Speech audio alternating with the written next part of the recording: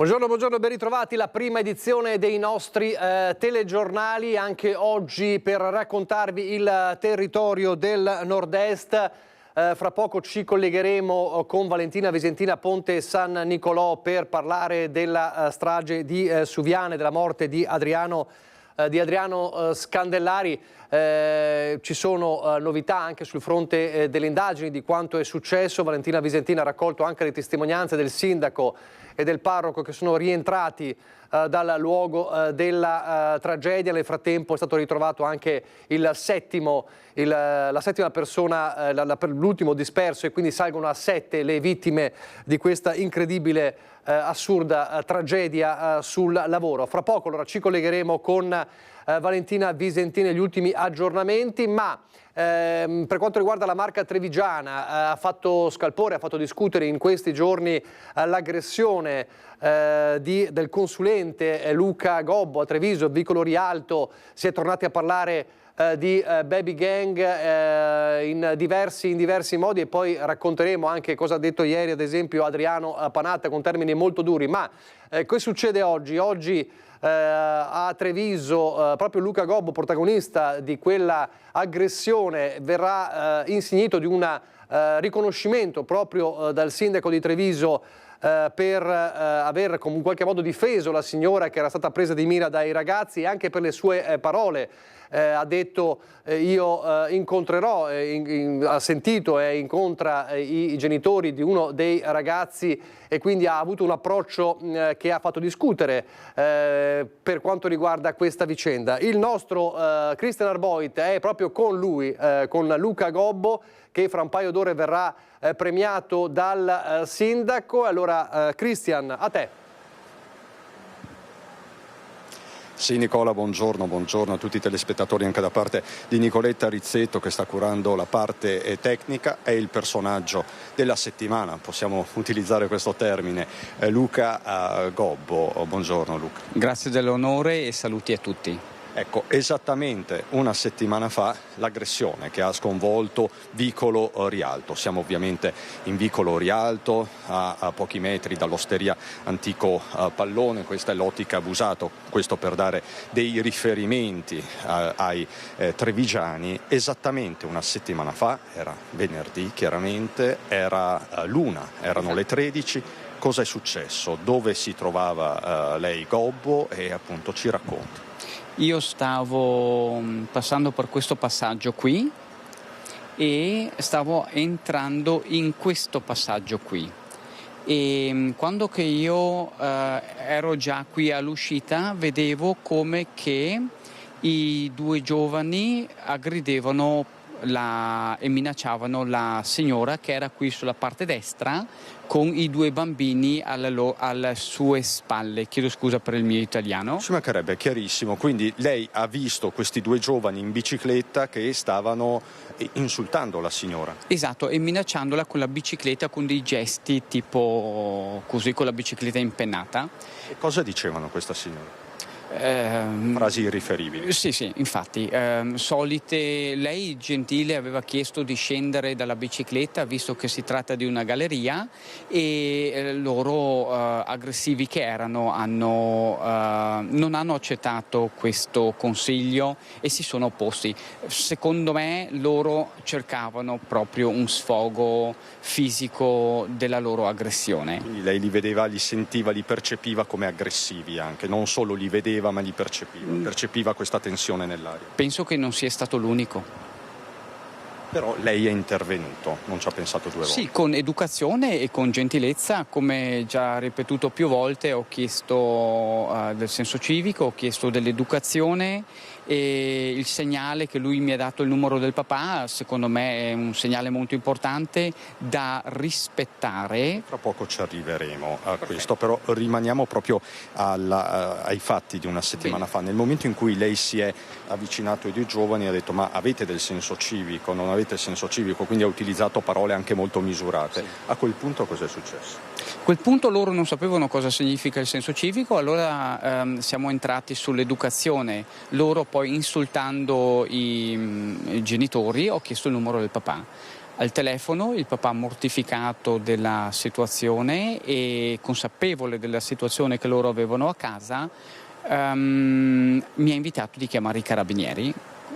Io ho passato il telefono alla signora che è stata minacciata e aggredita. Io, non essendo pratico della lingua, non avevo capito tutto quanto, perché lui aveva una dialettica molto scelta e molto fine, e nel frattempo che lei era al telefono abbiamo iniziato gli spintoni e poi è partita la rissa. Quindi lei era al telefono di fatto con i carabinieri quando è partita la rissa? La signora era al telefono con il papà, i carabinieri sono stati chiamati penso dagli imprenditori qui vicini. E quindi lì è scattata l'aggressione ai suoi danni. Che cosa le hanno Esatto. fatto? Guardi, sono partite primi spintoni e dopo dalle spintoni io ho cercato sempre di calmarli, tutti quanti abbiamo cercato di calmarli quelli lì, però più che venivano calmati più aggressivi diventavano, e questo qui anche con le forze dell'ordine. E l'aggressione quindi è proseguita per metri lungo tutto questo vicolo? Sì, io penso che abbiamo iniziato più o meno qui e poi siamo andati fino in oreficeria. Quindi all'altezza dell'osteria sostanzialmente. Sì, che poi vedendo anche sui video ho visto che è molto più lunga di quello che io pensavo. Quindi sono stati veramente attimi, secondi interminabili. Per me era la prima rissa in vita mia, io questa esperienza qui non l'avevo mai fatta e sembrava un frammento di un secondo, invece poi sui video si è visto che ha durato molto più a lungo. Ecco, lei dove è stato colpito? Io sono stato colpito innanzitutto qui, sulla parte destra, con il bidone anche qui sul coso e un calcio anche vicino alla colonna vertebrale, meno male che è spostato lì a sinistra, esattamente dove che è l'osso, che non mi ha colpito il rene e che non mi ha colpito altri organi. Una violenza cieca, possiamo dire? Sì. Assolutamente sì. Non avevano freni in quel momento questi due ragazzi? No, e secondo me loro cercavano solo una vittima. Meno male che ero io e non era la madre dei due bambini. Ecco, lei però poi, Luca, ha trovato la forza, e insomma lo stiamo vedendo, di reagire e di trasformare questo fatto gravissimo in un qualcosa di positivo, quasi di pedagogico, di educativo. Se abbiamo una personalità dobbiamo essere in grado di creare un risultato positivo, non è che dobbiamo fare la parte della vittima, noi possiamo essere protagonisti di contribuire a quello che loro manca, a quello che la civiltà o la civilizzazione manca. Anche per questo lei appunto ha accettato l'invito del papà della 17enne che è stato poi arrestato, un invito a cena. Esatto, i genitori, persone per benissimo, e mi hanno subito chiamato il giorno dopo, oltre che l'avevo incontrato in questura, chiedendomi come che stavo, se avevo bisogno di qualcosa, e molto carini, molto gentili.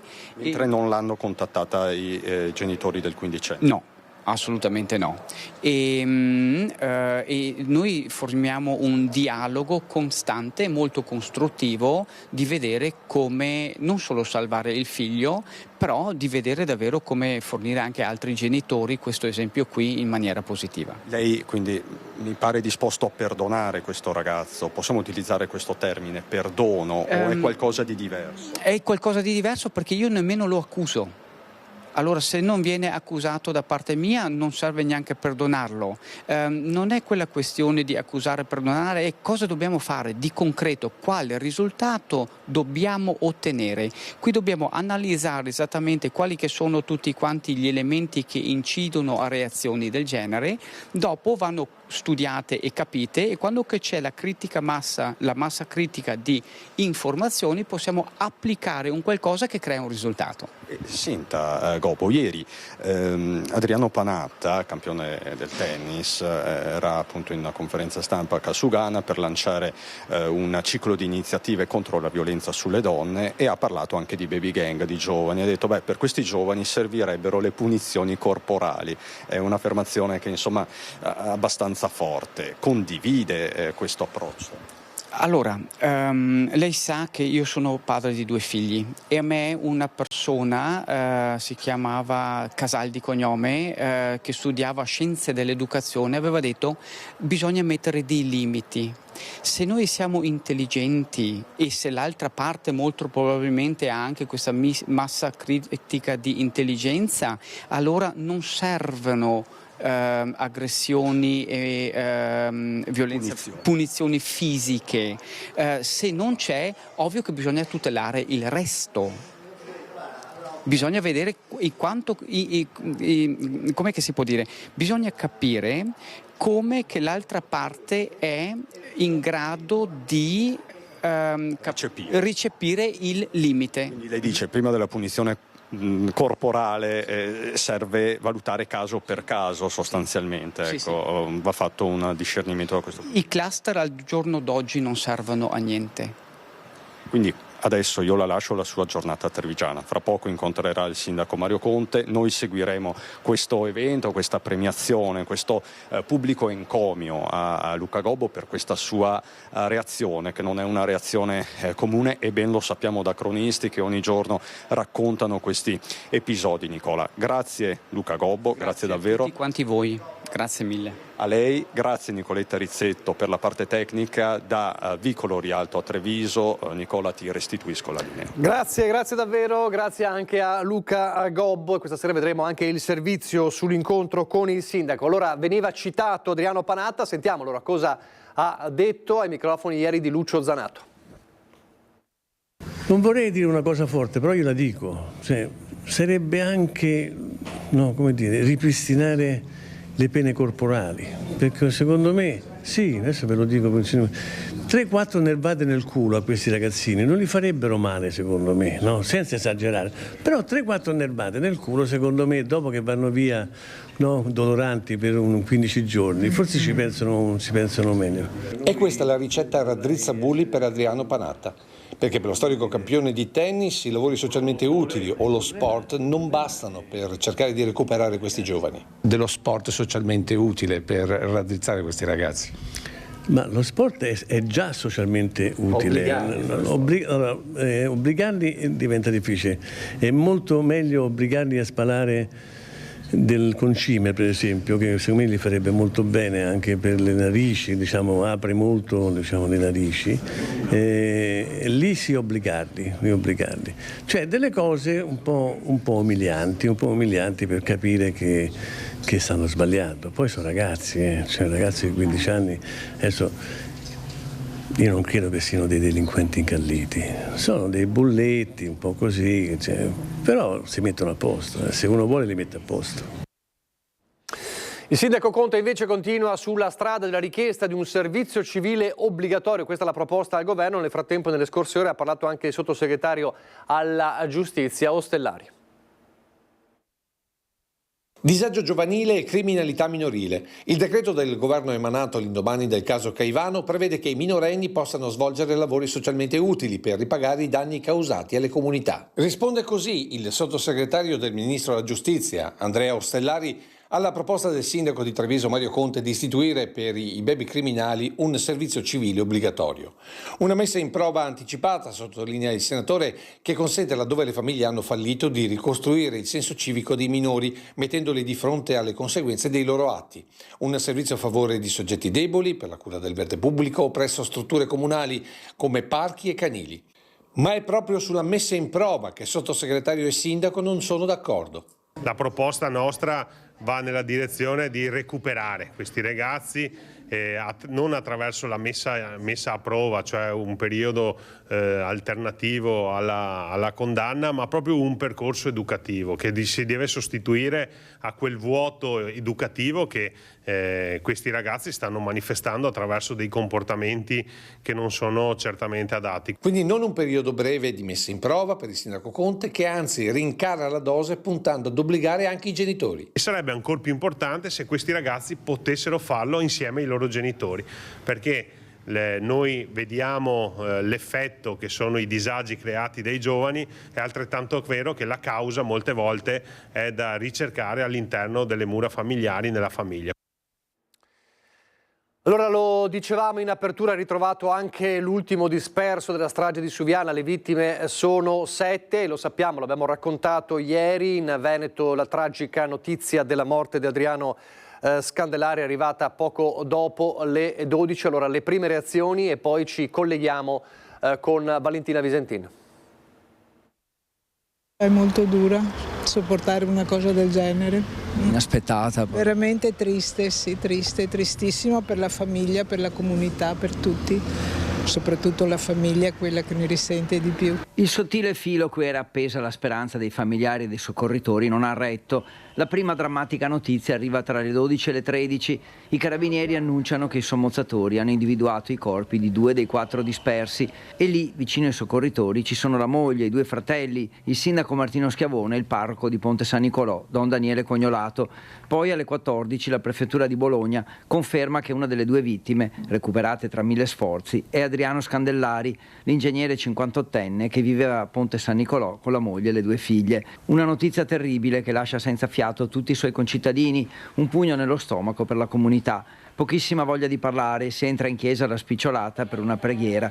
Tra loro amici di Adriano che si abbracciano ma distrutti dal dolore, non se la sentono di parlare ai nostri microfoni. Persone che vanno al lavoro al mattino e non tornano alla sera, non penso sia simpatico per nessuno. Moglie, figli, comunità, ho sentito che era molto attivo anche in comunità. Adesso c'è solo da pregare per questa povera persona. Sono notizie che dispiacciono sempre, personalmente non lo conoscevo. Però insomma persone vicino a me so che lo conoscevano bene e sì, insomma sono cose che non dovrebbero succedere, mi dispiace. Brutta sensazione, cosa possiamo dire? Ci dispiace tanto. La famiglia adesso si pensa a loro. Sì, certo, perché era una persona anche conosciutissima. In queste condizioni i concittadini dispiace sempre e nel lavoro queste cose non dovrebbero accadere, purtroppo questa condizione però sì, è una cosa incontrollabile da parte dei lavoratori e speriamo che possano fare qualcosa per proteggerli sempre di più. Un lavoratore energico e competente, una persona impegnata nel sociale e nella parrocchia. Lavorava all'Enel da 1993, Adriano Scandellari. Il suo ufficio era a Mestre, ma spesso era in trasferta anche all'estero per le sue qualità professionali. Il Presidente della Repubblica, Sergio Mattarella, alla fine del 2023 gli aveva consegnato il titolo di Maestro del Lavoro. Il sindaco, ma anche i familiari di Adriano Scandellari sono tornati in queste ore a Ponte San Nicolò, dove si trova la nostra Valentina Visentin con gli ultimi aggiornamenti. Buongiorno Valentina.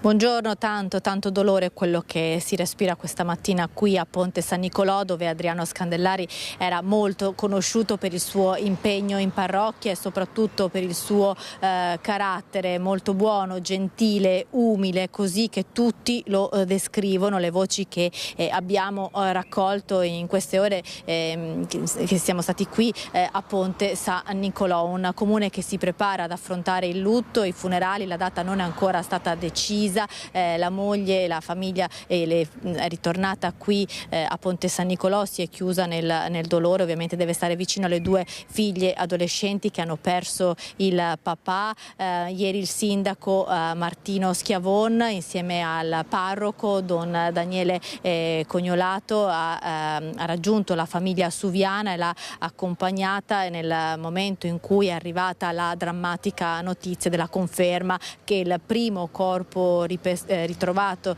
dei dispersi era proprio quello di Adriano Scandellari, l'ingegnere di Enel Green Power, che si trovava pare tra l'8° e il 9° piano, lì che è stato ritrovato in quello che i soccorritori chiamano il percorso di fuga, quindi Adriano è morto mentre cercava di uscire, di percorrere quei corridoi che lo avrebbero riportato in superficie. Traumi da schiacciamento, le prime indiscrezioni dei medici che hanno effettuato un primo esame sul corpo dell'ingegnere che è stato appunto ritrovato tra l'8° e il 9° piano sotto il livello dell'acqua, ma sentiamo le parole davvero commosse del sindaco di Ponte San Nicolò, del parroco e di un amico di Adriano. Toccanti le parole della moglie, disperata perché lo aveva salutato non dandogli quell'ultimo bacio. Sì, sono parole che ho sentito ieri e me le sono così fissate in mente, e sentirla dire sì, lunedì mattina mi dice ti saluto poco perché tanto domani sera arrivo, e purtroppo domani sera non è arrivata, e quindi pensare che magari sì, non gli ha dato quel bacio in più che di solito dai, è qualcosa di sì, indescrivibile. Dico sempre, ho detto, insomma, è qualcosa di disumano, anche se è una parola grande, però insomma in questo frangente credo ci stia bene, insomma, proprio perché fa pensare a tante cose, fa pensare a tutta la tua vita, fa pensare a tutto quello che si dice, ma poi soprattutto è emblematico ed è significativo. Questa frase è significativa, questa frase, proprio per capire cosa vuol dire morire al lavoro. Mia volontà, nostra volontà, insomma, eventualmente fare un lutto cittadino qui per Ponte San Nicolò, insomma. Non sappiamo ancora quando saranno, non sappiamo come saranno, perché non so se ci consentiranno di farlo singolarmente oppure tutti assieme, non sappiamo ancora nulla ora. Sì, ho provato a stare vicino a loro, stiamo vicino a loro come comunità. Tante persone si stanno manifestando, anche proprio da una parte l'affetto, ma anche tanto la stima nei confronti di Adriano, condivisa estremamente anche proprio per la bontà della sua persona e la generosità dell'animo che ha sempre dimostrato, e per la nostra comunità è sempre stato, da quando è qua, veramente qualcuno che si è speso tantissimo. Per me era, credo, la prima persona con cui mi confrontassi quasi in ogni cosa. Se qualcosa doveva essere preso in mano, il primo confronto era con lui. Se qualche situazione era delicata, qualche preoccupazione, il primo confronto era con lui. Per la moglie Sabrina il compito davvero difficile di spiegare anche alle figlie questa perdita. Sì, siamo stati lì mentre lo comunicava, c'erano persone con le figlie, i familiari, i vicini, gli zii, e anche ieri sera siamo stati un po' insieme. In questo momento loro cercano molto l'affetto della mamma e hanno fiducia anche in lei tantissimo, e seppure c'è grande la paura, sono una famiglia unita, e il papà ha lasciato davvero un insegnamento di vita prezioso che dà loro forza. Conosco Adriano da tantissimi anni, ancora da ragazzino, da ragazzo, quando era animatore a Ponte San Nicolò, e veramente è stato uno shock quando ho visto il suo nome venire fuori sui media. È stato veramente una cosa veramente brutta, e al giorno d'oggi morire sul posto di lavoro veramente fa veramente brutto, è brutto. Si sente di rivolgere anche un abbraccio alla famiglia di Adriano? Beh, sicuramente un abbraccio mio, ma di tutta la comunità di Ponte San Nicolò, perché con chiunque ne sento ne parla, tutti sono stati colpiti da questa immane tragedia. Non è ancora stata fissata la data dei funerali, la salma infatti è all'obitorio di Bologna in attesa del nulla osta della procura, che la poi la restituirà ai familiari per la decisione della data delle esequie che potrebbero tenersi qui nella chiesa di Ponte San Nicolò, perché Adriano Scandellari era molto attivo in parrocchia, ma si valuta anche la possibilità di farla in una chiesa molto più grande come la Basilica di Santa Giustina a Padova, che è in grado di ospitare migliaia di persone, visto il grande dolore che ha suscitato la morte dell'ingegnere padovano, ennesima vittima del lavoro, le reazioni anche del governatore Luca Zaia e dei sindacati che ieri erano in piazza. Una tragedia, un bilancio terribile per quanto riguardano i veneti, peraltro 2 feriti e un morto. A vicinanza mia, di tutti noi veneti, va questa famiglia di questo povero lavoratore che ha perso la vita in quella centrale, e va anche la vicinanza alle famiglie dei feriti. Dopodiché noi vorremmo capire anche qual è sia stata la dinamica, visto e considerato che ad oggi si rincorrono notizie anche spesso discordanti sulla dinamica e sulla ricostruzione dei fatti. Avremo sicuramente una versione ufficiale dai periti, ma penso sarà fondamentale anche avere la versione dei superstiti, di coloro che magari speriamo ricordino cosa sia veramente accaduto. I sindacati padovani in piazza per lo sciopero hanno esteso da 4 a 8 ore l'astensione dal lavoro per il comparto elettrico. La manifestazione sotto la prefettura di Padova è iniziata nel ricordo di Adriano Scandellari. Ahimè, non c'è da meravigliarsi, perché il contatore corre velocissimamente.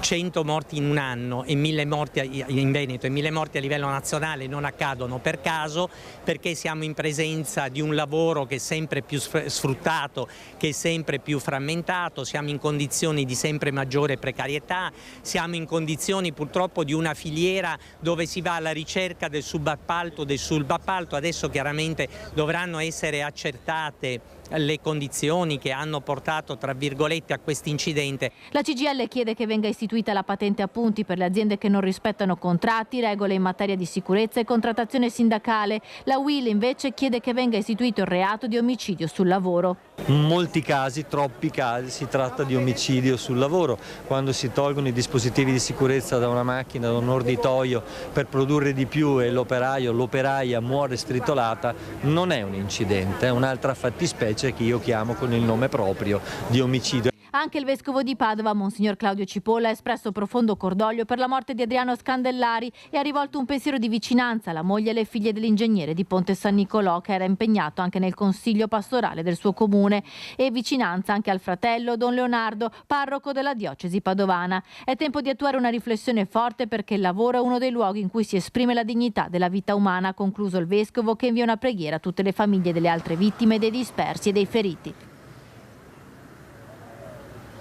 E ci sono ovviamente anche le prime ipotesi su quanto è accaduto nella centrale di Suviana. Ci potrebbe essere stato un problema all'alternatore, questo potrebbe aver divelto una parte della struttura rompendo cuscinetti che sono l'unico punto della centrale dove è presente olio che ha reso densa e poco visibile l'acqua, rendendo difficoltose in un primo momento le operazioni di recupero dei dispersi. Ovviamente si tratta di ipotesi fatte da esperti che in passato avevano lavorato nella centrale, e tutte ovviamente le dichiarazioni in merito a quanto è accaduto arriveranno ovviamente nei prossimi giorni. Sono stabili, diamo anche un breve aggiornamento sulle condizioni del ferito padovano, l'ingegner Stefano Bellabona. Le sue condizioni sono gravi ma stabili, resta ricoverato nell'ospedale di Parma, con ustioni nel 45% del corpo. Da Ponte San Nicolò tutto, linea allo studio. Grazie a Valentina Visentini e Cristian Rocca Allende. Intanto ieri l'ha accennato anche Valentina nel servizio sulle reazioni in tutto il Veneto, le manifestazioni, lo sciopero della CGIL e della UIL, ma il forte accento sulla sicurezza sul lavoro. A Marghera, a Mestre, il corteo è arrivato fin sotto la sede di Confindustria. Noi oggi siamo qui per uno sciopero nazionale per dire basta morti, basta infortuni. La provincia di Venezia vede in media sull'anno un infortunio ogni 45 minuti. Una vergogna per noi che è inaccettabile, del tutto intollerabile. Non possiamo essere una provincia da primato sugli infortuni. Per questo noi siamo qui per scioperare, per dire basta ai morti, per dire basta alla catena dei subappalti, quella che ha determinato quello che è avvenuto a Firenze ma non solo, e su cui chiediamo al tavolo con il governo interventi immediati. Un corteo composto da centinaia di lavoratori ha manifestato oggi a Marghera davanti alla sede di Confindustria insieme a CGIL e UIL per dire basta alle morti sul lavoro.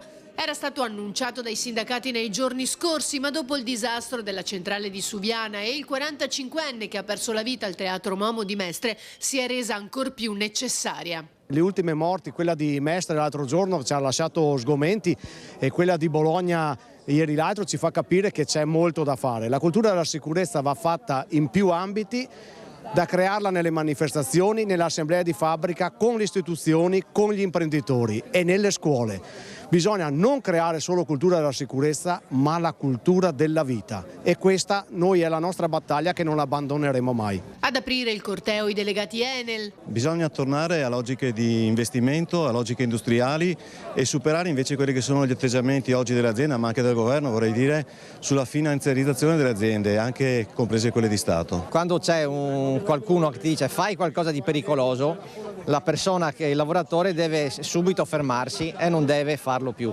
Io voglio porre un accento su una cosa: tutti questi morti sono come una guerra, e pensiamo alle famiglie che perdono un loro caro. Le conseguenze sono enormi per la famiglia e durano per anni. Pochi istanti di pubblicità, poi di nuovo in diretta. Rieccoci in diretta alla prima edizione, vi ricordo oggi è venerdì, quindi fra mezz'ora ci sarà il nostro spazio dedicato come sempre alla sostenibilità con Andrea Ferrazzi. Restate con noi perché si parlerà di pianura padana e delle malattie e dei tanti morti conseguenti all'altissimo tasso di inquinamento nella pianura padana. Torniamo però adesso alla cronaca, restiamo nella Marca con il processo ai cosiddetti giustizieri dei pedofili, 2 giovanissimi per i quali l'accusa ha chiesto oltre 13 anni complessivamente. Quasi 3 ore in aula per la discussione in rito abbreviato del processo a carico dei 2 ragazzi di 19 e 20 anni accusati di rapina aggravata, sequestro di persona, indebito utilizzo di strumenti di pagamento e porto di oggetti atti ad offendere. Ragazzi che tra il 2022 e il 2023 hanno agito nella zona compresa tra Vedelago e Campigo, trasformandosi in giustizieri dei pedofili, ispirati al documentario americano To Catch Predator, in cui persone pedofile venivano incastrate da una troupe di giornalisti utilizzando come trappola una tecnica molto simile a quella ideata dai ragazzi. 8 i casi contestati ai giovani, l'ultimo è quello avvenuto in un casolare di Vedelago dove un 50enne della Castellana è stato sequestrato, legato e stordito con l'uso di un taser e rapinato. Quella sera i ragazzi, tra loro un minorenne, erano stati arrestati. L'accusa ha chiesto 6 anni e 8 mesi per il 20enne e 6 anni e 6 mesi per il 19enne. Ci troviamo di fronte da una parte a 2 giovani fragili, uno con delle psicopatologie e dall'altra abbiamo invece degli adulti di 40, 50, 60 anni. Pertanto il fatto va contestualizzato e va analizzato appunto per queste caratteristiche. I ragazzi si erano inseriti in una chat per omosessuali e dichiaravano di avere 13 anni. Poi venivano contattati da uomini dai 40 ai 60 anni. Iniziava così l'approccio. Auspico che attraverso i mezzi di stampa le autorità possano intervenire a tutelare i giovani che spesso non hanno gli strumenti e le capacità di utilizzare i social media, su cui non c'è alcun controllo anagrafico per età, ma che venga magari introdotta o qualche accortezza o comunque emanato un provvedimento, una legge che possa porsi a tutela dei giovani a fronte del disagio giovanile che stiamo vedendo sempre più spesso. 6 delle vittime hanno rimesso la querela per sequestro di persona dopo essere state risarcite. I reati di rapina aggravata, indebito utilizzo di strumenti di pagamento e porto di oggetti atti ad offendere sono invece procedibili d'ufficio. Il giudice si è riservato e mercoledì ci sarà la sentenza. Ancora la cronaca, aveva violentato una ragazza a Monteberico, siamo a Vicenza, un 25enne è stato arrestato a Roma. Per risalire a lui sono stati necessari 4 mesi di indagini. Violentata a Monteberico. L'incubo per una ragazza inizia la notte tra il 22 e il 23 dicembre, quando dopo aver litigato col compagno in un locale una volta per strada, da sola tra le scalinate di Monteberico e la Valletta del Silenzio, è stata inseguita e aggredita da uno straniero che l'ha violentata in un luogo appartato. La vittima però, approfittando di un momento di distrazione del suo aguzzino, è riuscita a fuggire e a lanciare l'allarme alla sua famiglia, che l'ha accompagnata al pronto soccorso. E proprio dall'ospedale San Bortolo è partita la segnalazione alla questura. questura. Gli investigatori, grazie alla ricostruzione minuziosa dei fatti da parte della ragazza, hanno avviato le indagini individuando il presunto aggressore che è stato portato in questura. Gli elementi indiziari, in particolare il fatto che l'immigrato indossasse un paio di ciabatte estive durante l'inverno, seppure non idonei a consentire l'arresto in flagranza, hanno fatto decollare l'indagine. Decisivo il riscontro sul profilo genetico del sospettato disposto dal pubblico ministero, che si è rivelato appartenere proprio all'indagato. Il Tribunale di Vicenza ha emesso un'ordinanza di custodia in carcere che, a 4 mesi di distanza dalla violenza, ha permesso al commissariato di polizia San Paolo di Roma di arrestare l'immigrato 25enne proveniente dalla Guinea. Lo straniero, tra l'altro, era già stato indagato per aver aggredito degli operatori sanitari nel piazzale della sede del 118 di Vicenza e per essersi introdotto in un'abitazione privata in centro storico, dove si era poi opposto agli agenti chiamati dai proprietari di casa. Per questo era stato accompagnato al centro per i rimpatri della zona di Roma, dove è stato trovato adesso dagli agenti del commissariato romano, che lo hanno portato in carcere a Regina Coeli. Torniamo a Treviso, torniamo a parlare di sicurezza sul lavoro. Stiamo parlando ovviamente in questi giorni e anche oggi della strage della centrale idroelettrica di Suviana. Sicurezza sul lavoro è quella che viene richiesta dai territori. C'è una importante operazione dei carabinieri del nucleo tutela lavoro di Treviso che ha scoperto gravi irregolarità nei cantieri della Marca. Ce ne parla di nuovo Christian Arboit da Treviso. Buongiorno Christian. Buongiorno di nuovo Nicola, una raffica di sanzioni, una raffica anche di controlli da parte, come dicevi te, dei carabinieri di Treviso, in particolare del nucleo tutela lavoro. C'è la strage di Suviana ovviamente con i suoi risvolti drammatici, con il suo carico di dolore che interessa anche il Veneto, e poi c'è un'emergenza di fatto quotidiana che interessa i territori, anche la Marca trevigiana. Come sappiamo, la Marca trevigiana è tra le maglie nere proprio per quanto riguarda gli infortuni e le morti sul lavoro. Proprio per questo l'impegno dei carabinieri è massimo. Qui con me il tenente colonnello Marco Turrini, comandante del reparto operativo dei carabinieri di Treviso. Buongiorno comandante. Buongiorno a lei telespettatori. Ecco, dicevamo, i controlli continuano, c'è questa raffica di sanzioni per un totale solo dal punto di vista pecuniario di 170.000 euro, è così? Sì, sono controlli che effettuiamo periodicamente con il nostro comparto di specialità, i carabinieri che si occupano di tutela del lavoro. Sono stati controlli che hanno riguardato il controllo del rispetto delle normative in tema proprio di sicurezza e salute sui luoghi di lavoro e anche la verifica della regolarità dell'occupazione dei soggetti che appunto lavorano in queste ditte. Ecco, quindi non solo il rispetto della normativa sulla sicurezza, ma anche le singole posizioni lavorative, lavoratori in nero. Per quanto riguarda la sicurezza, massima attenzione soprattutto ai cantieri edili, da Trevignano a Pederoba. Sì, sono stati fatti controlli in edilizia e le principali infrazioni che abbiamo riscontrato sono state proprio il mancato utilizzo dei dispositivi di protezione individuale e di tutte quelle protezioni che appunto occorrono proprio per consentire ai lavoratori di lavorare in sicurezza nei cantieri, quindi spesso in edifici in costruzione, ed evitare ovviamente cadute che possono anche rivelarsi fatali. Ma non abbiamo operato solo in edilizia, anche in agricoltura e anche nella logistica. Ecco, e a tal proposito c'è una ditta della cintura urbana di Treviso che opera appunto nella logistica, se non sbaglio.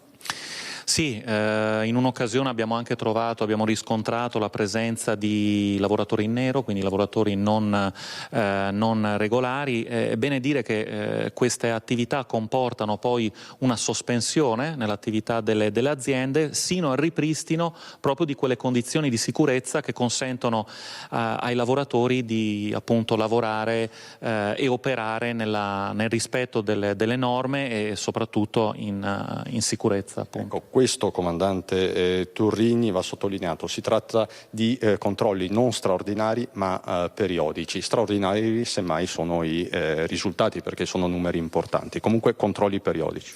Sì, sono controlli periodici, peraltro devo dire che qui in provincia di Treviso l'attenzione delle forze dell'ordine, della prefettura nello svolgimento e nel coordinamento di questi controlli è massima. In una provincia come la nostra, che a livello economico si pone ai vertici in ambito nazionale, è giusto e corretto ovviamente che questi controlli vengano fatti proprio per il rispetto delle norme in materia di sicurezza e garantire anche una giusta concorrenza fra le aziende. Grazie dunque al tenente colonnello Marco Turrini, comandante del reparto operativo dei Carabinieri di Treviso. Grazie agli uomini del nucleo tutela lavoro. I controlli quindi andranno avanti. Il tema è di strettissima attualità e riguarda, come potete capire, decine e decine di realtà anche nel territorio della Marca trevigiana. Dal comando provinciale dei Carabinieri di via Cornarotta è tutto con Nicoletta Rizzetto. Nicola, ti restituisco la linea. Grazie a Christian Arboit. E poi c'è chi rischia davvero di non poter più lavorare. Parliamo di Rossella, la panettiera di via Toffoli a Marghera, costretta a chiudere perché il suo panificio, secondo i vicini, provoca a causa dei rumori molesti. E allora abbiamo raccontato la sua storia con la donna in lacrime che ha detto: getto la spugna, anche gli ultimi lavoratori se ne sono andati, ma oggi c'è un sit-in per salvare la sua attività proprio a Marghera. Ce lo racconta Anna Maria Parisi, buongiorno. Buongiorno Nicola, sì, il sit-in si terrà questo pomeriggio qui a Marghera in via Toffoli a partire dalle 18 proprio lungo la strada e accanto al panificio. Eccolo il panificio di Rossella Novello, chiuso già da un mese, con le immagini di Sandro Ponchio. Vediamo questo grande manifesto che è stato posizionato poco fa: grazie Rossella, Marghera ti vuole bene. Questo la sintesi di tutto quello che accadrà poi nel pomeriggio, grazie anche all'associazione Buongiorno Marghera, presidiata da Alvise Fediale. Dunque, lei ha posizionato questo manifesto, l'iniziativa promossa anche via social. Esatto, per Marghera questo è una bruttissima notizia. Oggi doveva essere un giorno di festa e invece sarà un giorno di lutto, con la chiusura di un panificio che poi è storico. Voglio ricordare a chi ci ascolta che questo panificio era aperto da almeno 70 anni, quindi un tempo lunghissimo.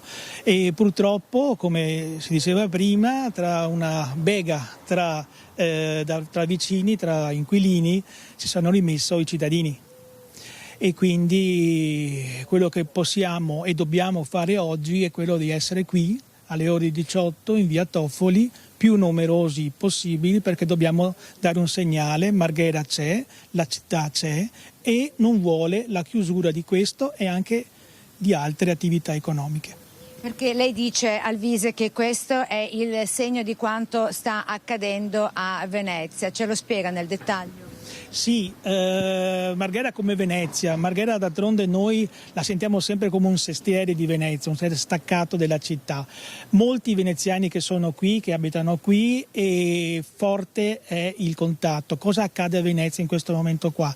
Che molte attività di vicinato sono chiuse e saranno ben presto chiuse. Questo è quello che succede uguale, nella stessa dinamica. Attività fondamentali come dare il pane, quindi un servizio essenziale, si sta chiudendo. E non parliamo di un negozio che spacciava, un negozio che è un negozio che era artigianale. Quindi certo faceva rumore, io non metto in dubbio, però si doveva trovare la mediazione, la giusta mediazione tra cittadini.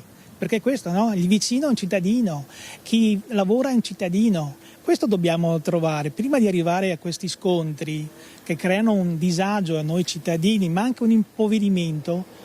Dobbiamo parlarci, forse questo non è avvenuto.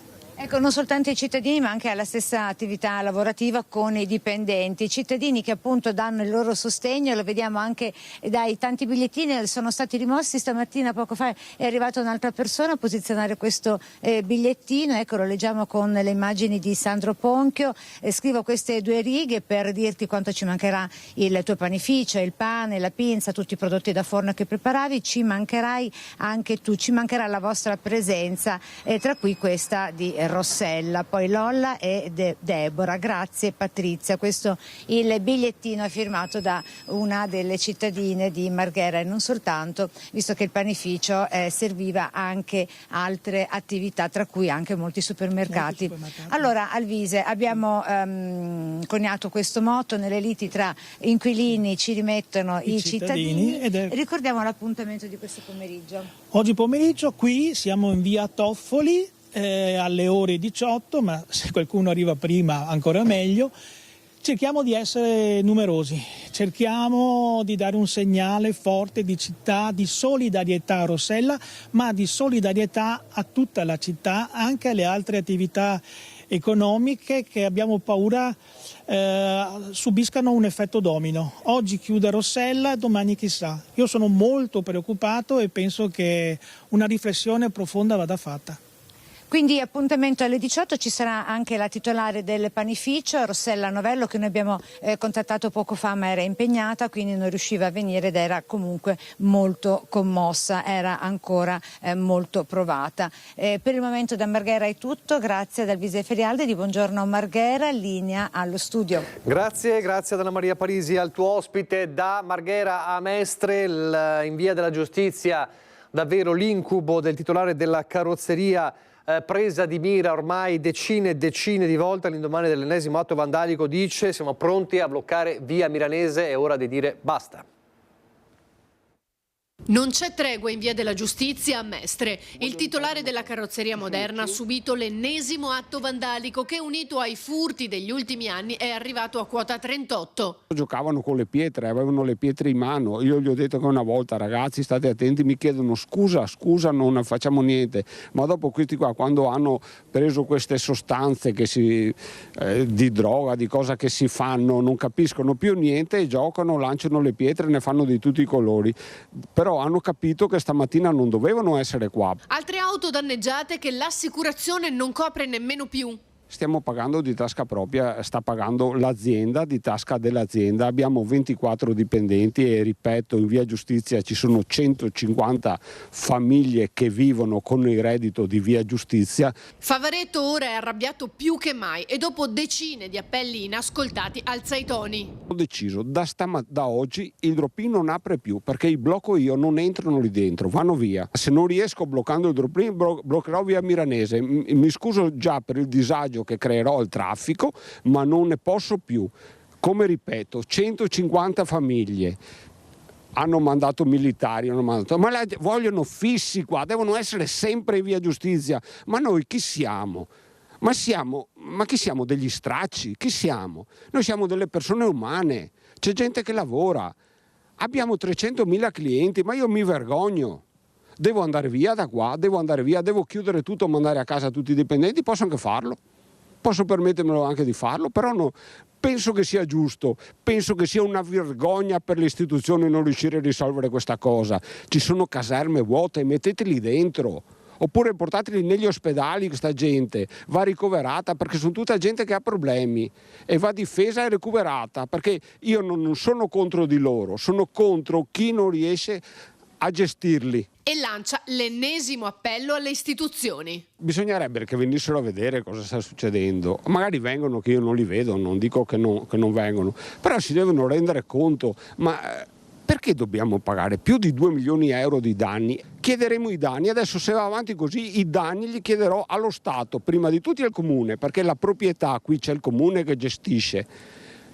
Non è possibile una cosa del genere, la strada la puniamo noi perché Veritas pulisce solo la corsia centrale, là c'è sangue dappertutto, è una vergogna. Adesso a Padova le tensioni al Palazzo del Bo per il corteo non autorizzato di martedì pomeriggio, ve l'abbiamo raccontato, ci sono una decina di manifestanti che rischiano la denuncia. Rischiano la denuncia una decina di manifestanti che hanno animato la protesta di martedì. Per il pomeriggio ad alta tensione è andato in scena davanti al Bo, manifestazione che era autorizzata come un sit-in statico all'esterno dell'università, in cui i manifestanti hanno invece tentato di sfondare il cordone della polizia schierato a protezione dell'ingresso dell'Ateneo. Palazzo del Bo, dove era in corso una seduta del Senato accademico che doveva votare una mozione per chiedere la sospensione del bando del Ministero degli Esteri per la cooperazione scientifica con atenei israeliani. Mozione che è stata poi bocciata, e mentre all'interno si respingeva la mozione, fuori sul listone si animava il fronte della protesta con gli agenti che contenevano la pressione dei ragazzi allontanandoli dall'ingresso. Allora, un appuntamento importante da segnare: domenica mattina Antena 3 trasmetterà il 10° raduno degli alpini del battaglione Gemona, una giornata che inizierà dalla stazione di Treviso con la partenza di un treno in ricordo della tradotta che durante la Seconda Guerra Mondiale ha portato migliaia di penne nere in Russia. L'appuntamento è dalle 9 di domenica mattina, guardate il servizio, poi la pubblicità, ripartiremo dalla sostenibilità con Andrea Ferrazzi e parleremo del caso Pianura Padana.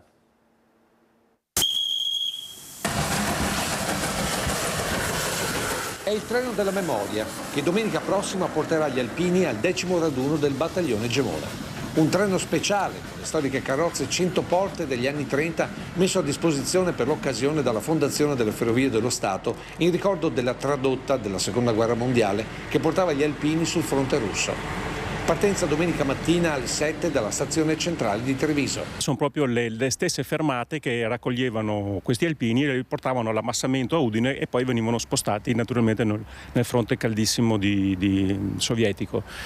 È un momento importante per noi perché celebra la vita del nostro battaglione nella città che ci dà i natali, che è Gemona del Friuli, e che ci accoglie sempre con grandissimo calore. Un treno rimasto nel cuore non solo dei militari di allora, ma anche di tanti giovani. Mio padre, che negli anni 40 studiava alla Regia Scuola Enologica di Conegliano ed era abitante in Treviso città, quando saliva a bordo per raggiungere Conegliano trovava spesso questi alpini ammassati che partivano, e mi ricordo che citava 2 episodi, diceva: guarda, questi alpini fanno 2 cose nei vagoni, fumano e cantano.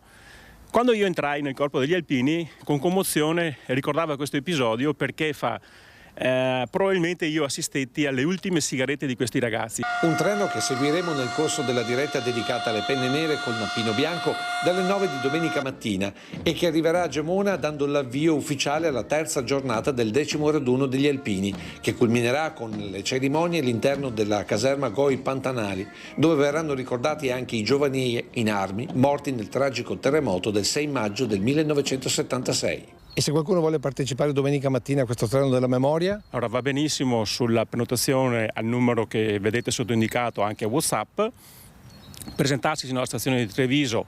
La partenza è prevista per le 6:55, quindi un quarto d'ora prima. Il biglietto, mi raccomando, verrà fatto a bordo, quindi non andate presso le stazioni. L'itinerario poi per salire a bordo sarà Conegliano, Sacile, Pordenone, Codroipo e Udine, circa a mezz'ora di distanza l'una dall'altra, insomma, quindi presentarci sempre un quarto d'ora prima. E per chi non potrà esserci fisicamente, appuntamento domenica mattina dalle 9 con le nostre telecamere dal treno storico e da Gemona per seguire in diretta il 10° raduno degli alpini del battaglione dalle nappine bianche. Rieccoci in diretta alla nostra prima edizione. Allora l'abbiamo detto all'inizio della nostra prima edizione che oggi, come ogni venerdì, saremmo tornati a parlare di sostenibilità come sempre, e che il tema è un tema pregnante, un tema caldo, quello della pianura padana, una delle zone più inquinate del mondo, e la relazione tra la pianura padana e l'inquinamento in pianura padana con le malattie e i tanti morti. Cosa fare e come agire in questa drammatica situazione. Allora, grazie per essere di nuovo con noi, Andrea Ferrazzi, buongiorno. Grazie a lei, buongiorno a tutte e buongiorno a tutti. Allora, con noi in studio Paolo Regini, buongiorno. Buongiorno, grazie per l'invito. Paolo Regini è presidente di ISDE, la sezione Venezia di ISDE, che è la Società Internazionale dei Medici per l'Ambiente, quindi chi meglio di lui ci può aiutare a capire la relazione tra il tasso di inquinamento da record della pianura padana e delle tante malattie e purtroppo vittime che vengono causate da questo inquinamento. Intanto cos'è ISDE esattamente? Cosa fa? Dunque, ISDE è appunto International Society Doctors for Environment, questo è l'acronimo, insomma la spiegazione dell'acronimo, cioè Società Internazionale dei Medici per l'Ambiente. Cosa fa? Si occupa di studiare la correlazione tra l'inquinamento e le malattie. Non solo questo è l'aspetto di studio, quindi con un aggiornamento della letteratura e attività di ricerca che è particolarmente importante, e inoltre anche con un'attività cosiddetta di advocacy, cioè di sostegno della cittadinanza in quelle circostanze in cui vengono ravvisati dei problemi di salute possibilmente legati all'ambiente. Questa è un'attività molto importante che noi svolgiamo anche qui localmente nella nostra zona Marghera attualmente e che viene svolta un po' in tutta Italia.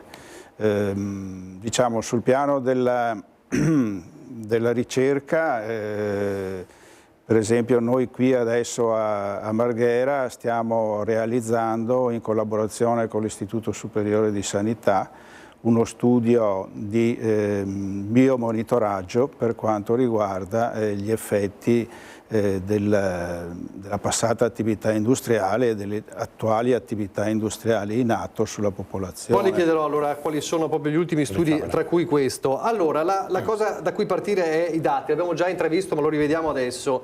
Partiamo come sempre dai dati.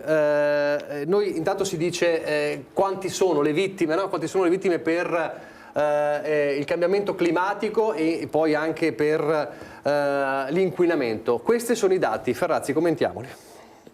Sono dati allarmanti. Diciamo che ci sono più fonti, a dire il vero. Il dottore Regini è molto più esperto di me in questa materia, l'abbiamo chiamato oggi proprio per raccontarci, partendo dal dato scientifico, come sempre facciamo, perché siamo nel mondo delle fake news in cui tutti si scoprono scienziati, esperti e tutti sparano dati a caso. Questi dati che abbiamo fornito qui, cioè 72.000 morti all'anno per inquinamento dell'aria e 14.500 per alte temperature, sono fonte di uno studio italiano pubblicato nel 2023 da Epidemiologia e Prevenzione, ma ne discutevo anche adesso con il professore prima della trasmissione.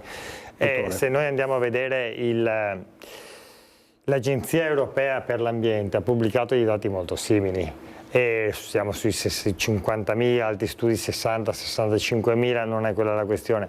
La questione vera, alcuni obiettano dicendo in nessun certificato di morte c'è scritto morto per inquinamento, che è un'obiezione sciocca, idiota, no? Proprio da negazionismo.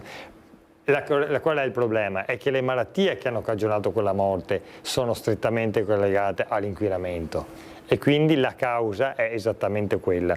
Stiamo parlando, guardi, di una questione essenziale, perché lei si ricorda quando sono stati morti per quel gravissimo, diciamo, la pandemia da Covid? Me lo ricorda lei? Vede, dove prepararsi. Mi pare che siano circa 196.000 dosi in Italia. Sì. Bene, in 4 anni.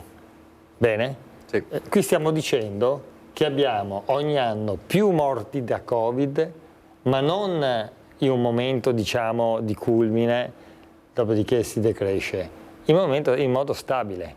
Cioè l'inquinamento atmosferico, di questo stiamo parlando oggi, perché poi ci sono vari tipi di inquinamento, è fonte di malattie e di morti molto peggio che il Covid. Allora noi immaginiamo che siccome l'aria non la vediamo, o meglio vediamo perché il PM2,5, il PM10 poi è quello che la mattina ci fa vedere magari è quell'aria non proprio così brillante, così trasparente, no? Quella polverina, o quando atterriamo nei nostri aeroporti vediamo cosa succede appunto attorno, ci sembra di essere nella nebbia, ma non è nebbia, no, è appunto particolato sospeso nell'atmosfera. Tutte quelle cose come dire, annusiamo, le respiriamo, entrano nei nostri polmoni e quindi nel ciclo della nostra vita. E quindi è un dato assolutamente allarmante e l'Agenzia Europea per l'Ambiente stabilisce in maniera chiara e univoca che l'inquinamento climatico è la prima emergenza dal punto di vista sanitario a livello europeo.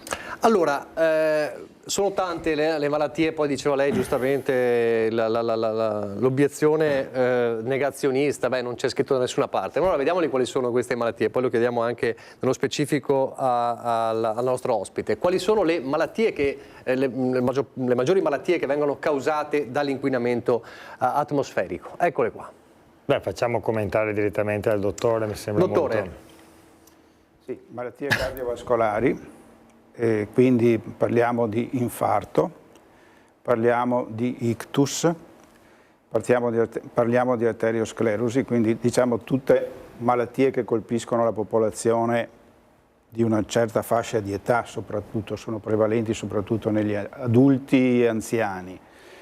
E poi malattie respiratorie, queste invece colpiscono sia le persone anziane, quelle che hanno bronchiti croniche, e colpiscono anche molto i bambini, perché i bambini hanno una prevalenza di malattie respiratorie abbastanza alta.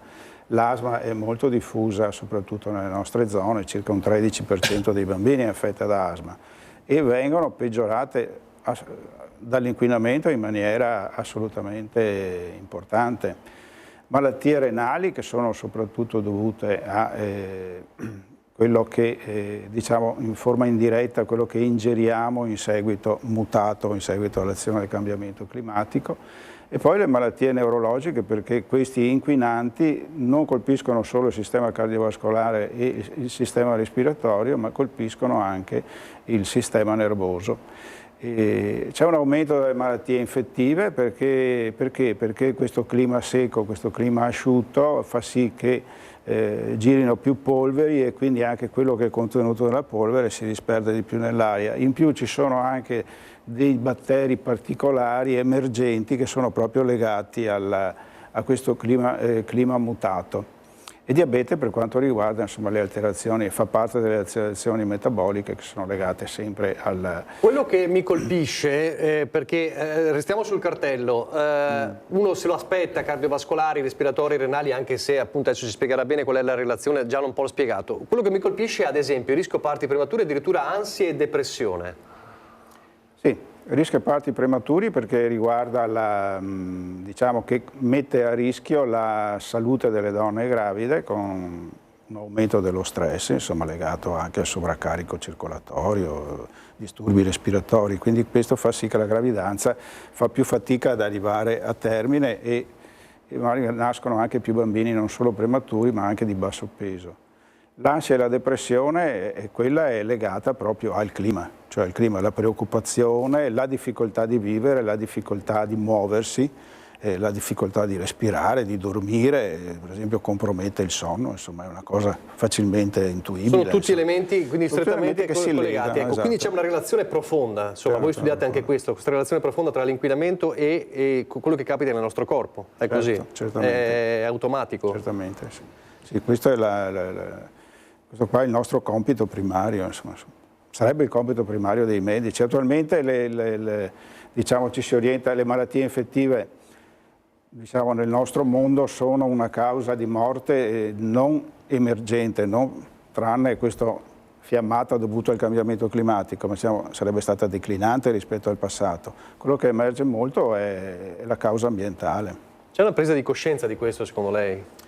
Sì, c'è una presa di coscienza nella classe medica, dice. Sì, noi vediamo che noi facciamo corsi di aggiornamento, ecco, come associazione per esempio, e vediamo che c'è una partecipazione da parte dei colleghi abbastanza importante.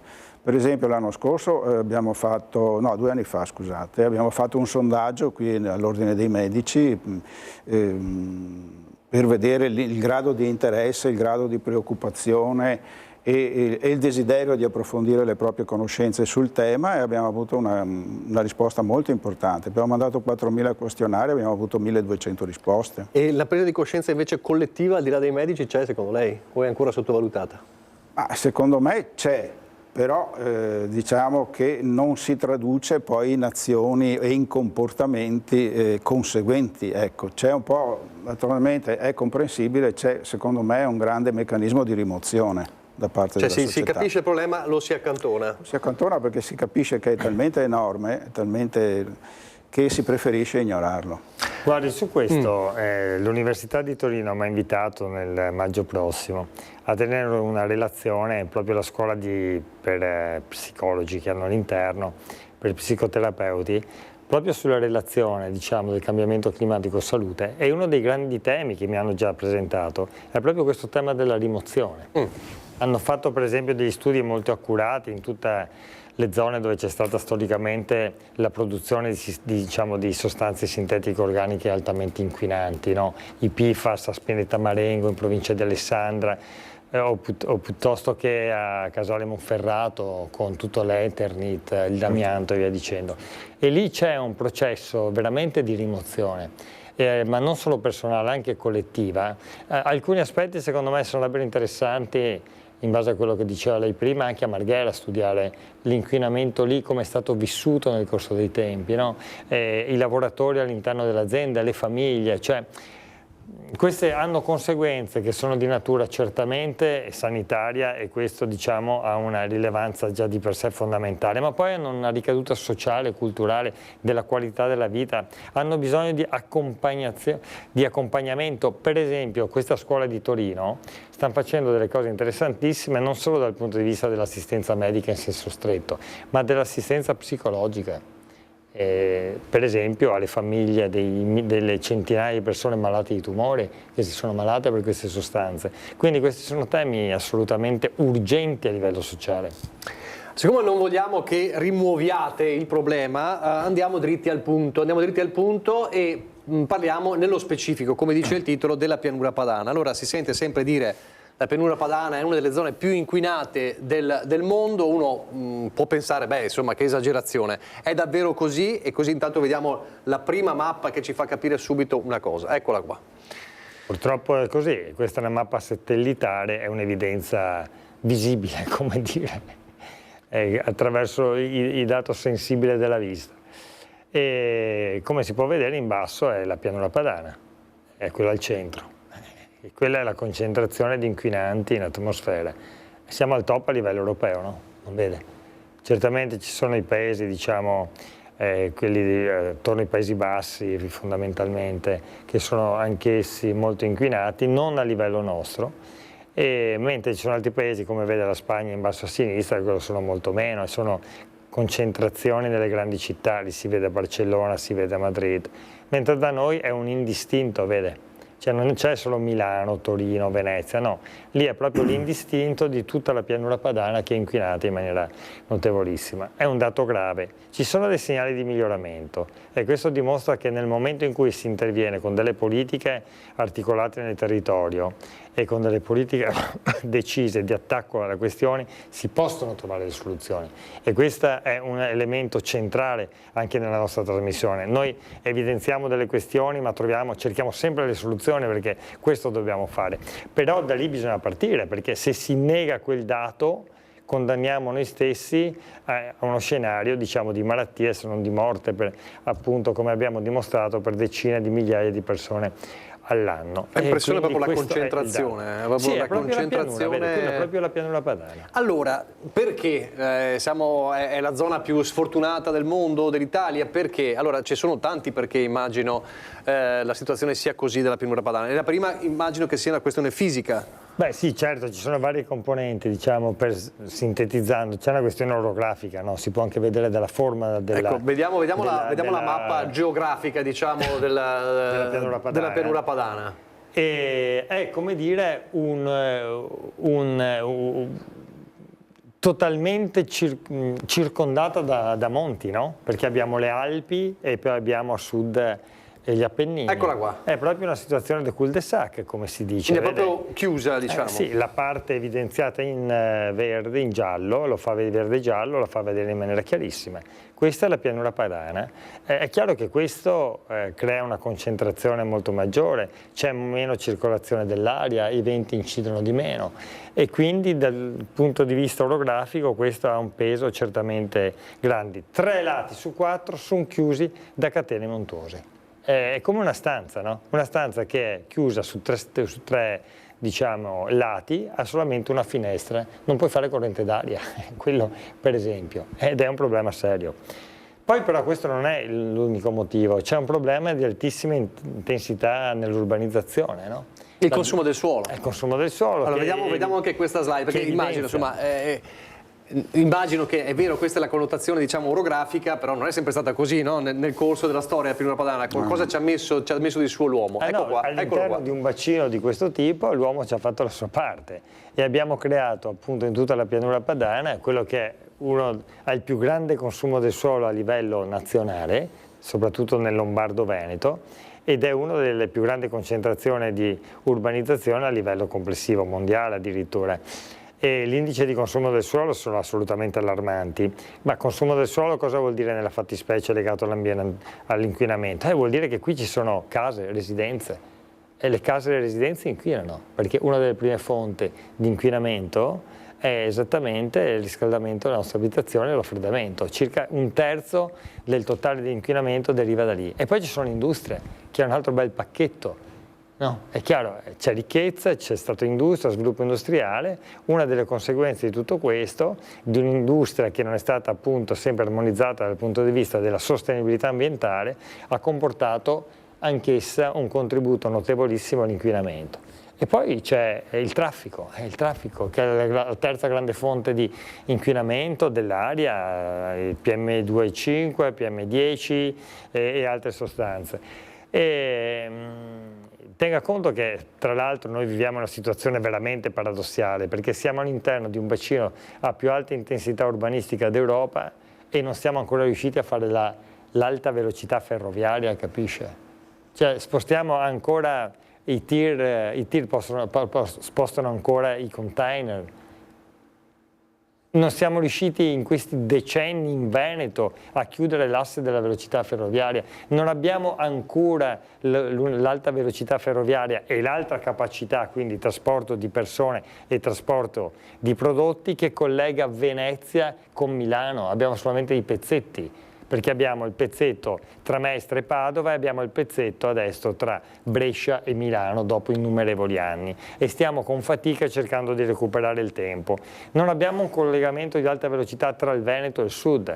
Se lei prende il percorso da Trieste a Salerno, passando per Padova, Bologna, Firenze e Roma, l'unico tratto che non è ad alta velocità qual è? Padova-Bologna, capisce? Cioè il Veneto, che dovrebbe essere, come dire, all'avanguardia in ogni cosa, dal punto di vista trasportistico è stato fermo per anni e tutto questo ha delle ricadute e anche delle ricadute molto pesanti. E poi nel nord Italia c'è altro quarto elemento che produce un grande inquinamento, c'è una presenza massiccia di allevamenti. Uno potrebbe anche dire, ma che c'entrano gli allevamenti? Vediamo l'ultima slide, eppure invece hanno un peso notevole. Per esempio nella produzione di gas climalteranti l'inquinamento hanno un impatto notevolissimo, per esempio il metano, che è uno dei gas climalteranti maggiormente efficaci nella sua nocività, viene prodotto per lo più negli allevamenti intensivi. Anche qui la cosa positiva di questo aspetto è che anche uno dei gas climalteranti che meno rimane autonomamente, diciamo, nell'atmosfera, dopo 20-30 anni sparisce se non continua a produrlo. E però deve intervenire, può intervenire, per esempio nella COP26 di Glasgow, nella quale ho rappresentato il Parlamento italiano, una delle grandi conquiste fu quello che riuscimmo a far votare a decine di paesi il phase out del metano, cioè in pochi anni bisognava eliminare, diciamo, quote fondamentali essenziali di metano, coinvolgendo peraltro anche la Cina, l'India e altri paesi del sud-est asiatico. Il 75% dei capi di bestiame nazionali sono sono dei capi animali, sono pianura padana, ma lei sa quanti sono i capi animali di allevamento in Italia? Quanti sono? 200 milioni. Cioè siamo 60 milioni di persone, abbiamo 200 milioni. Capisci? E di questi quanti in pianura padana? 150 milioni. Ecco. E quindi la somma di tutte queste cose produce un inquinamento e una produzione di gas climalteranti, che sono due cose distinte, non sono la stessa cosa, di notevoli proporzioni. E poi vede, c'è un altro aspetto legato sempre al cambiamento climatico, c'è la cosiddetta inversione termica.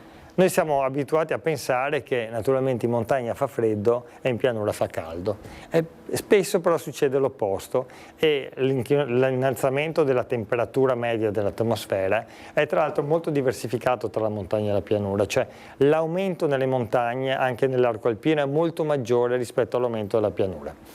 Questo produce l'inversione termica, cioè ci sono dei mesi, dei periodi dell'anno nei quali fa più caldo in montagna che in pianura, per sintetizzare.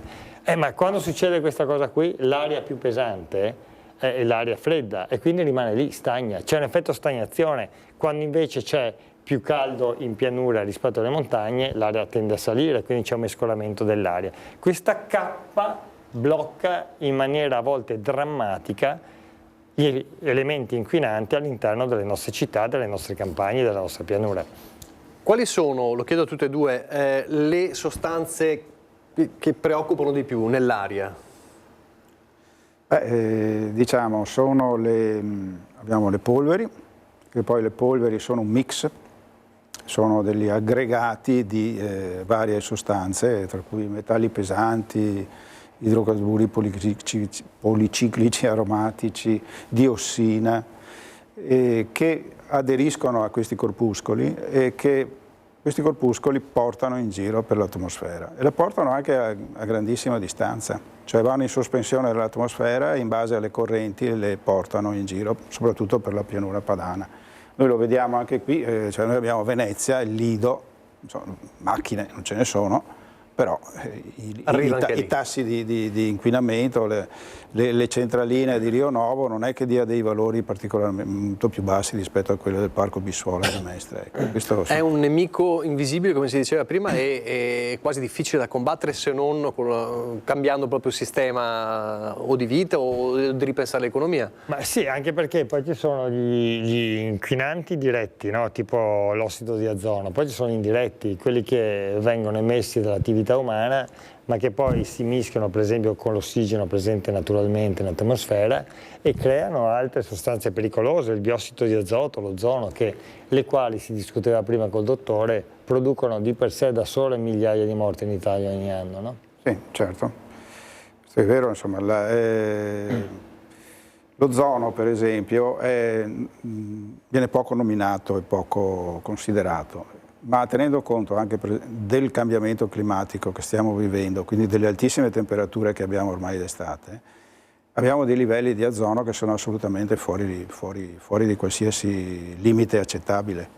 E l'ozono ha un effetto acuto, diciamo, sulle vie respiratorie che è riscontrabile diciamo, in maniera diffusa.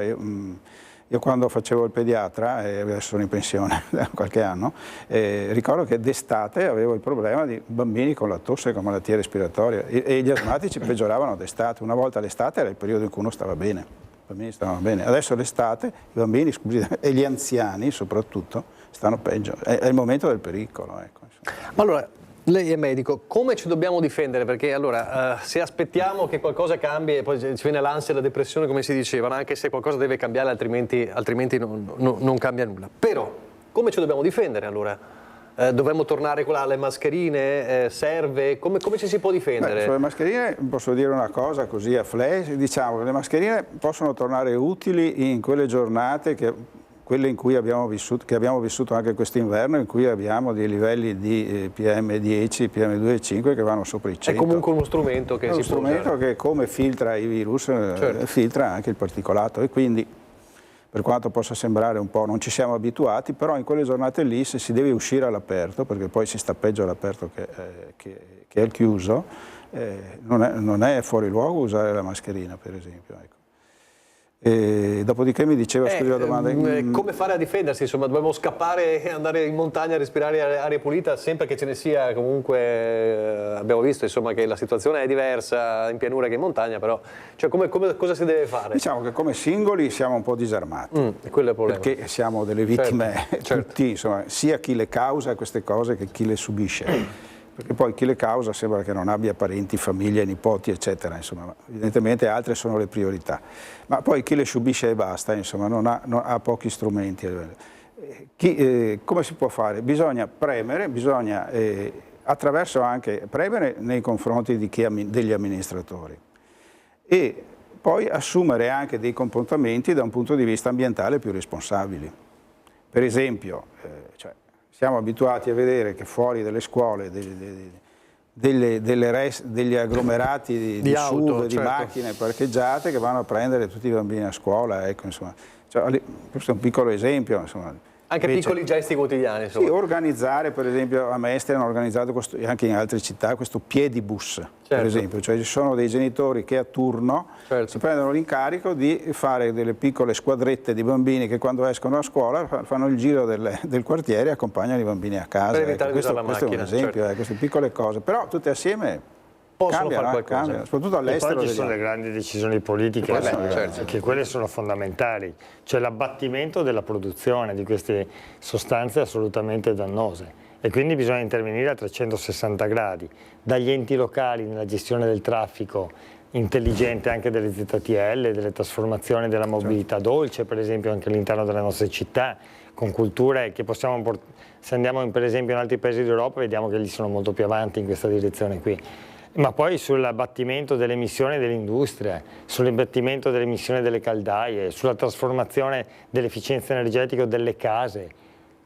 C'è un panorama molto ampio di operazioni sul quale bisogna assolutamente intervenire, perché vede, il problema è la salute e giustamente la stiamo ponendo lì. Poi c'è anche un problema di costi.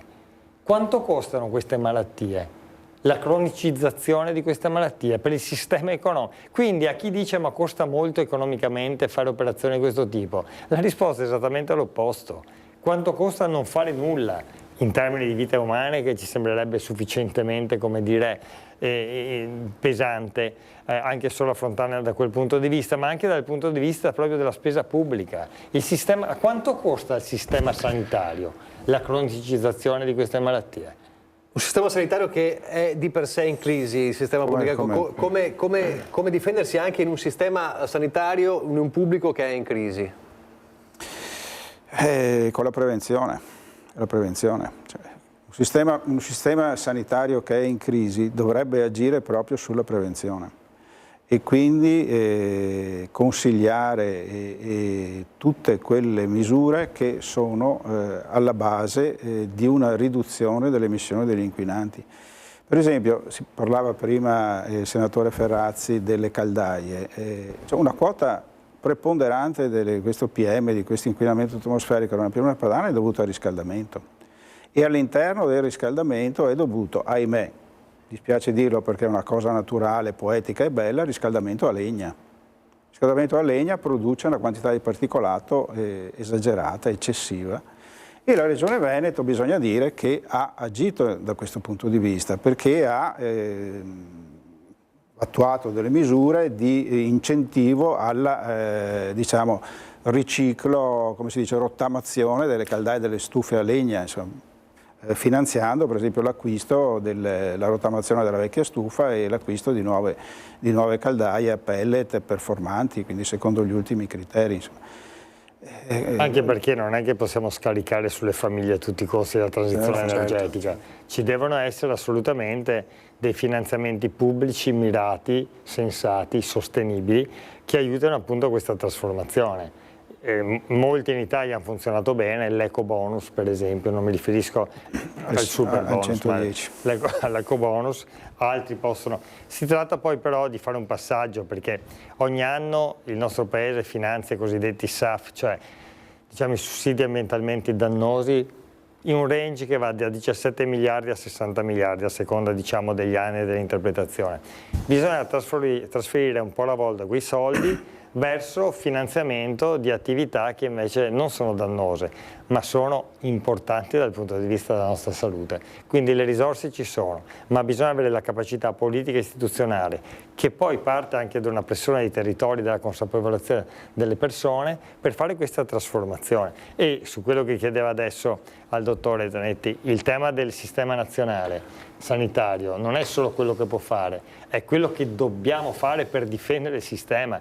La salute è la salute pubblica, è un bene essenziale. Il sistema sanitario nazionale che abbiamo creato alla fine degli anni 70 con la nostra, tra l'altro, corregionale Tina Anselmi, è un fiore d'occhiello nel nostro paese, molto diversificato, ma rischia di peggiorare ovunque, Veneto incluso. E questo non ce lo possiamo permettere, perché la qualità del sistema è fondamentale per i diritti di base di anziani, giovani, donne, adulti, per tutti quanti. E quello, secondo me, deve essere in cima alle politiche nazionali e anche regionali. Diciamo, un sistema sanitario, un pubblico in crisi non è l'arma migliore per combattere questo problema. C'è un tema molto veneziano, molto locale, però molto importante, che riguarda un dibattito sull'inceneritore di Fusina. Volevo capire lei cosa ne pensa. Diciamo, senza dare giudizi su situazioni particolari, preferisco esprimermi sull'inceneritore in generale, certo, che quindi riguarda Fusina, riguarda Roma, che vuole fare un inceneritore da 600.000 tonnellate, riguarda Milano, Acerra. L'incenerimento è un modo di smaltire i rifiuti che dovrebbe essere abbandonato, perché è inquinante. Abbiamo questi nuovi inceneritori, tipo quello di Fusina, che è il top della tecnologia. È un apparecchio, diciamo, un impianto da un punto di vista tecnologico perfetto, diciamo. Infatti fa parte di quella categoria cosiddetta BAT, no? Best Allowed Technologies, cioè le migliori tecnologie sul mercato. Diciamo. Eppure, dice lei? Eppure qualcosa passa. Perché? Perché diciamo che qualcosa passa? Perché abbiamo questo tipo di inceneritori, ci sono in giro per l'Europa. Per esempio c'è l'inceneritore di Rastofen, che è in Olanda, il quale ha questa tecnologia di ultima generazione. Però, guarda caso, degli studi hanno dimostrato che nel territorio circostante le uova hanno diossina a livelli superiori a quello nostro. E allora com'è questo? Probabilmente dipende dal tipo di controlli che vengono fatti, cioè perché i controlli vengono fatti di solito quando l'inceneritore è a regime, però ci sono dei periodi di stop e di ripartenza dell'inceneritore e quindi quelli potrebbero spiegare perché in quei momenti probabilmente quando riparte, quando si ferma, quando resta fermo eccetera, dopo quando riparte ci sono delle emissioni che non sono quelle dell'inceneritore a regime, per cui sono dei sistemi che hanno delle problematiche e quindi insomma, noi abbiamo una strada che è quella della raccolta differenziata, portare la differenziata al massimo. Ecco. Ci sono comuni, qui insomma, siamo nel Veneto, insomma, che sono dei modelli da questo punto di vista. C'è l'aggravante su questo, perché l'aggravante è il fatto che Porto Marghera è stato pensato, addirittura il piano regolatore di Venezia negli anni 60 diceva che a Marghera bisognava portare fondamentalmente tutte le schifezze prodotte. E lì c'è stata una sovrapposizione inaccettabile di elementi inquinanti, no? Di sistemi produttivi inquinanti, di sistemi di discarica inquinanti e quindi è anche la sovrapposizione, cioè non è possibile immaginare che Mestre e Marghera siano la discarica di tutto il territorio. Su questo perché ne va della salute, ne va anche della riqualificazione del progetto Venezia per il futuro e quindi su questo bisogna riflettere con grande attenzione. Come abbiamo detto l'altra volta, si rincorre il vecchio purtroppo, no? Sì, se rincorre il vecchio, adesso me l'avete dato uno spunto, potremmo anche dedicare una puntata ai termovalorizzatori. Non sarebbe male, c'è un grande dibattito in corso, sì. Il nostro tempo invece è finito, io ringrazio davvero il dottor Regini, grazie per essere stato con noi e per averci dato insomma, la sua professionalità, la sua esperienza sul campo, grazie anche a Andrea Ferrazzi che ci anticipa di cosa parleremo la settimana prossima. La prossima settimana facciamo un ulteriore salto di scala, andiamo a parlare di geopolitica, cioè quali sono gli strumenti a livello mondiale per contrastare il cambiamento climatico. Visto che il cambiamento climatico non ha confini. E non dipende soltanto da noi purtroppo, perché esatto, ci sono strumenti a livello internazionale per governare questo processo. Inizieremo a parlarne in questa prima puntata, poi avremo altri illustri ospiti su questi temi, con Arcangelo Boldrini, che è il presidente del Fondaco Venezia. Benissimo, allora la prossima settimana da non perdere. Grazie ancora ai nostri ospiti, grazie a voi per averci seguito. Vi lascio al meteo e poi al film come sempre. Arrivederci.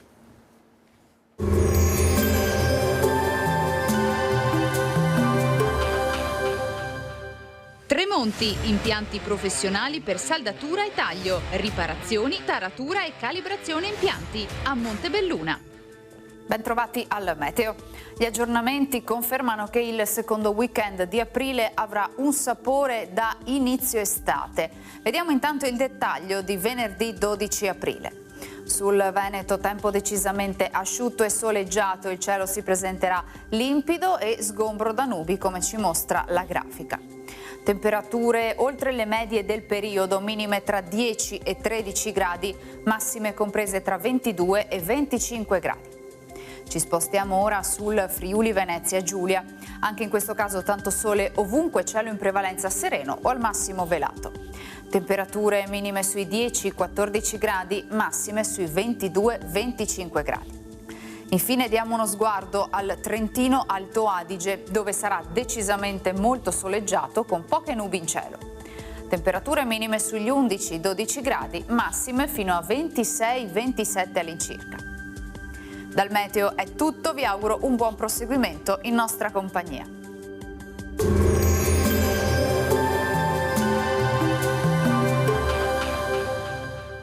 Tremonti, impianti professionali per saldatura e taglio, riparazioni, taratura e calibrazione impianti a Montebelluna.